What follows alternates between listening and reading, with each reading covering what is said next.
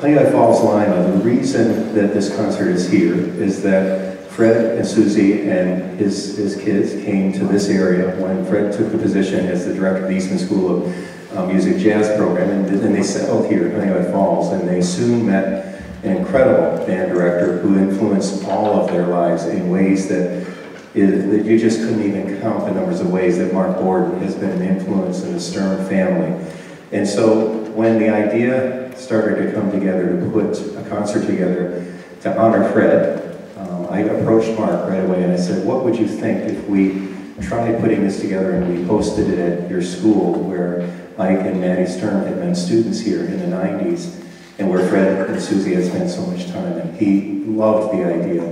And so for the last few months, actually almost a year, he and I have been planning to put this together. And it gives me just a great amount of pleasure. He's a true friend, has been for many, many years. And those of you that work and live in the Honey Falls school system and the Honey Falls community, you know what a treasure you have in this educator. So I'm going to bring to the front of the stage from the trombone section, Mr. Mark Bordon, who's going to be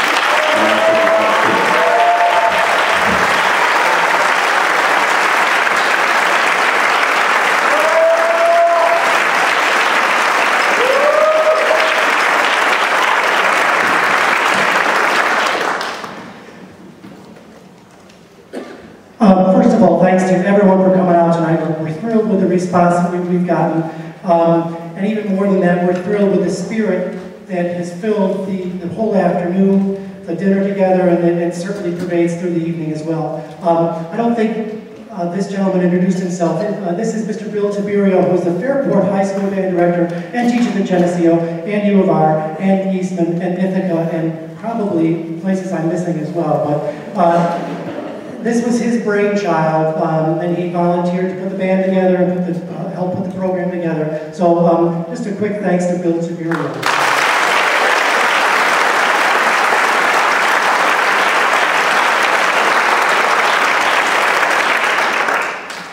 Unlike most everyone else here tonight, I first knew Fred as a father of kids in our program and a community member.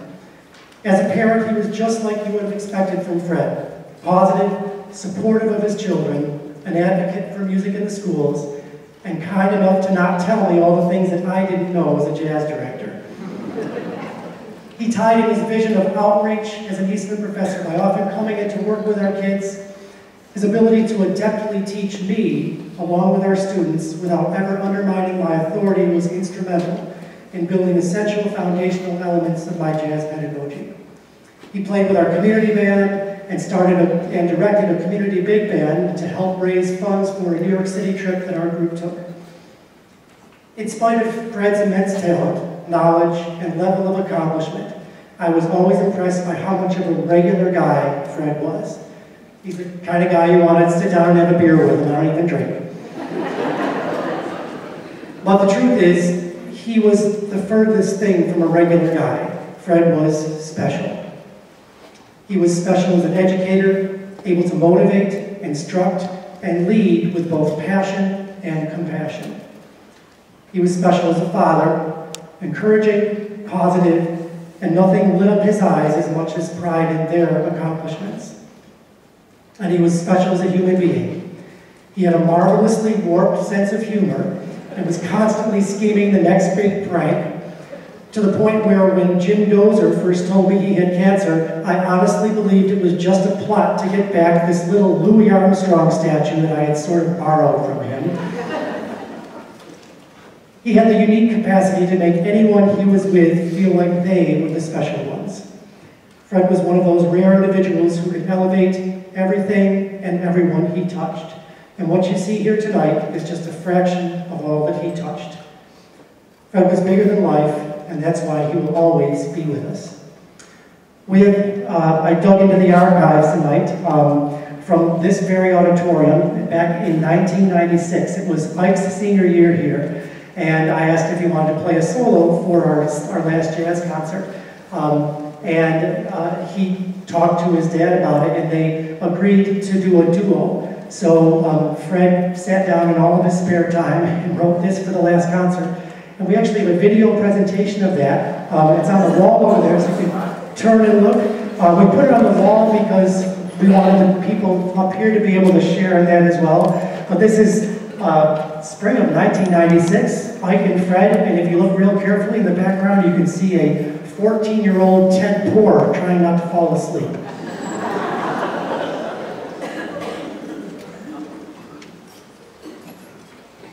Next event to feature this young man, Ike Sturm, and his father, Fred Sturm.